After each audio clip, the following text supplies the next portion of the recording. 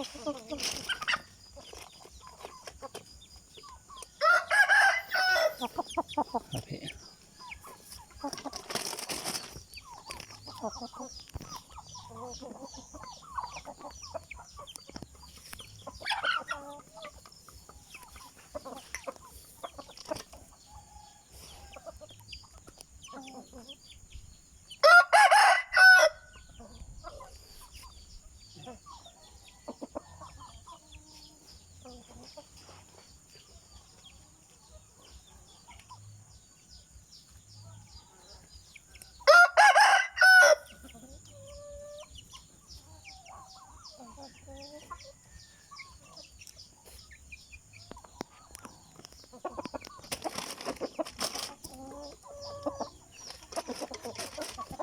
กทองแดงมาพี่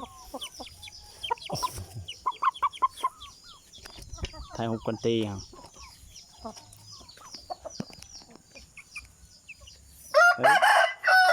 มาหน่อยนี่ก็ได้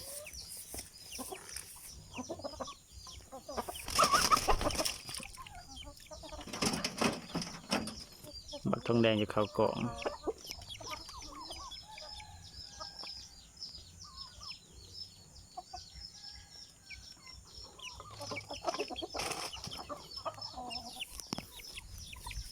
เอามาขึ้นไหม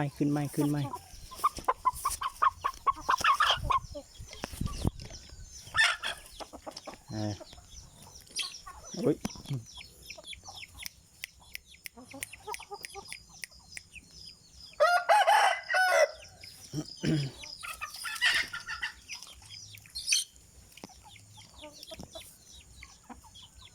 โคตรรอเบิ้งอันนั้นคนหางเนาะคนหางมันจะมีอันนี้เนาะทางก้นมันนะมันยังโป่งออกแล้วมันจะเป็นย้อยลงมาเนาะตัวนี้เนาะนี่ตัวนี้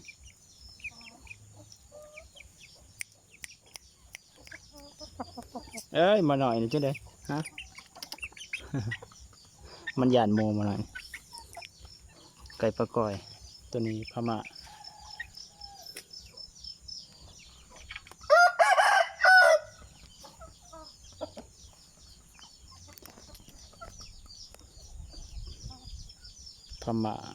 มา รอไอคิวบักเท่านาโหดนี่กันตัวใหญ่กระดูกโครงสร้างดีเนาะแต่ว่าเดือบ่ออกคันเดือออกนี่โหสุดยอดเลยนะมาพี่เท่าเอาพี่ไว้ไว้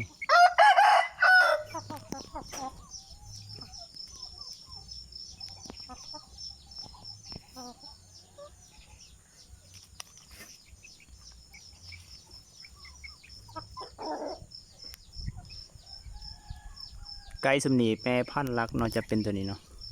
นี่ตัวนี้1 ตัวมีแม่พันธุ์รัก3 ตัวเลยตัวนี้สีหมอกคือกันเบิดแล้วก็ตัวนั้นเนาะอันเดีมันยางเป็นแบบแล้วก็ตัวหนึ่งโบเห็นเนาะโอ้ตัวหนึ่งมันคาลูกมี3 ตัวที่เหลือเป็นลูกกับหลานมันเนาะนี่ตัวนี้ก็งามแม่ตัวนี้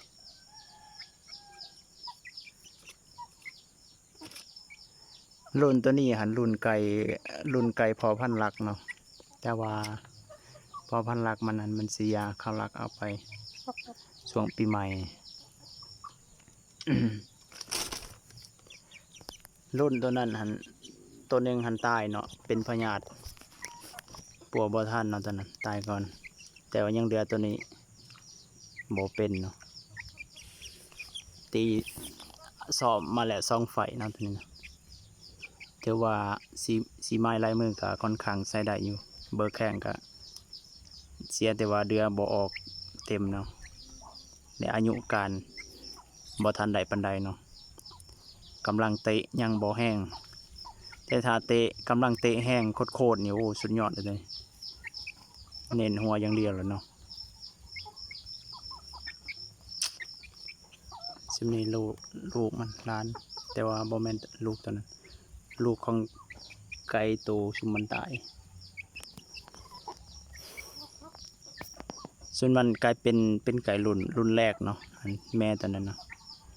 เป็นไก่รุ่นแรกตั้งแต่เอามาหลังจากได้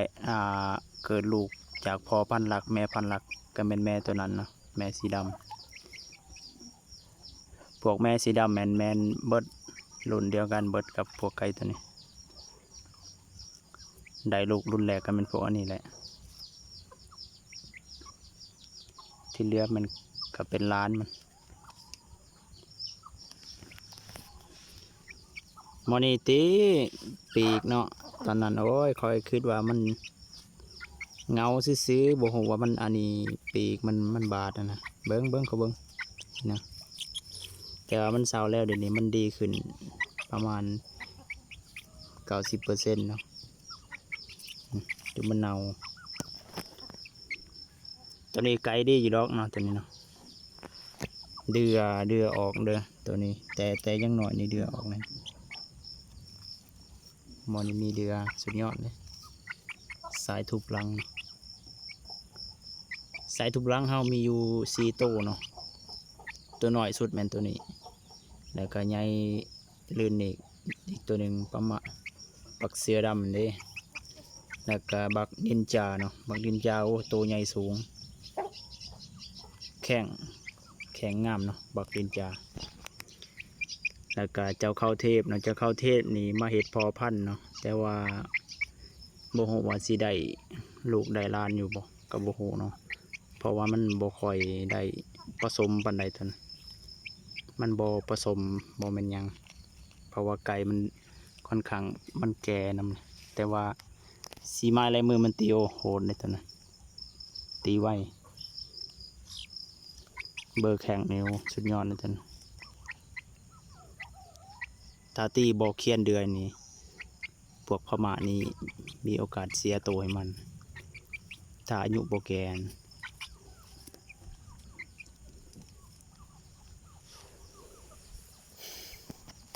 ถ่ายรูป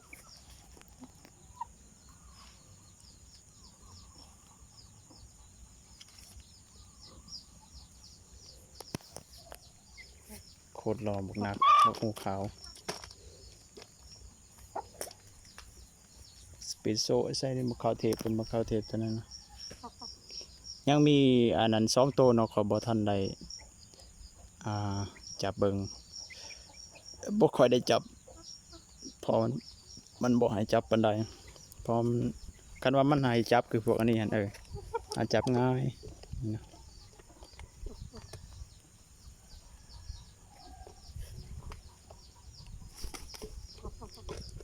ยืนขึ้น